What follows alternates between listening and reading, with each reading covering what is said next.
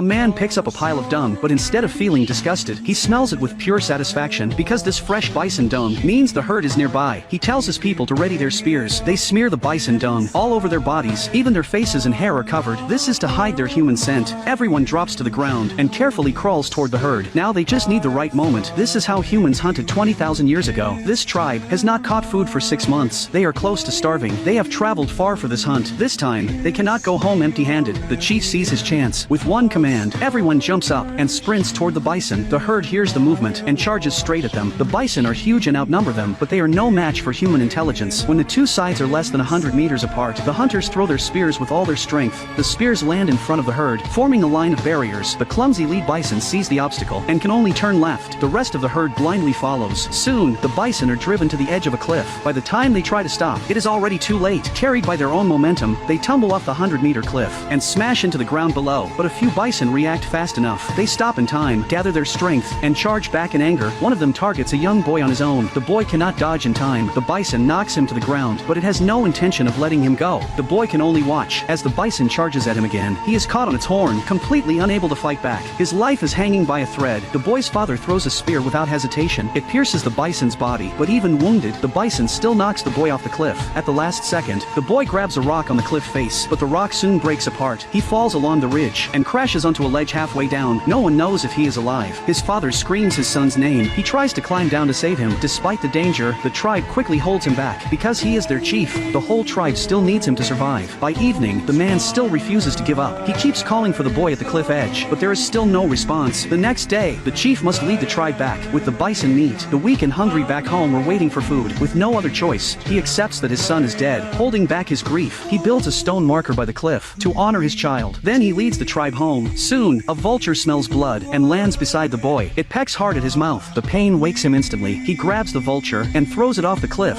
On this ledge barely big enough to sit on, he presses himself against the rock wall, terrified of falling to his death. He looks around. Climbing back up is impossible. His only choice is to try going down, but the handholds are too shallow. He cannot get a firm grip. His foot slips, and he nearly falls. Luckily, he reacts fast and grabs the upper rock with both hands. Only then does he manage to hang onto the steep cliff. But things get even worse. Dark clouds fill the sky. Thunder and lightning break out. Heavy rain pours down in an instant. The boy is soaked through. His arms are numb, and he is almost out of strength. Looking at the river forming below, he suddenly gets an idea. Maybe the water can break his fall. With no time to hesitate, he gathers his courage. Let's go! And jumps. No one knows how long passes. When the boy wakes up, it is already the next day. He is starving and thirsty. Ignoring the pain in his leg, he crawls toward a puddle and drinks the muddy water in big gulps. After drinking enough, he takes off his boot. Only then does he see his broken foot has swollen badly. He cannot waste time. He picks up a stone beside him and forces the bone back into place. Then he ties a small stick to his leg for support. Dragging his injured leg, he heads back up the mountain to find his father. After finally reaching the top, he sees the stone marker his father built for him. That means his father has left him behind. At only 15 years old, the boy has no idea what to do next. He breaks down in despair and lies on the ground in grief. But suddenly, wolves begin howling nearby. A pack appears not far away. Sensing danger, the boy runs desperately in the other direction. By evening, he can only curl up in a tree, fighting hunger and the cold wind through the night. Early the next morning, just as he is about to look for food, the wolves catch his scent again. He climbs up the tree as fast as he can, but he is still one step too slow. The alpha wolf bites his injured leg and drags him back down. The boy quickly pulls out his knife and stabs the wolf. Then he climbs into the treetop and barely escapes. At night, but the wolves still circle below, refusing to leave their prey. Alone and helpless, the boy survives another night in the tree. When he wakes up, the sun is already high. Luckily, the pack has left. Only the wounded alpha wolf remains. Lying on the ground and barely breathing, the boy ties his knife to a stick, ready to kill it, but when he raises the spear, the wolf lets out a weak cry. Seeing its pitiful state, the kind boy cannot bring himself to do it. He has no idea. This act of mercy will lead to the first dog in human history.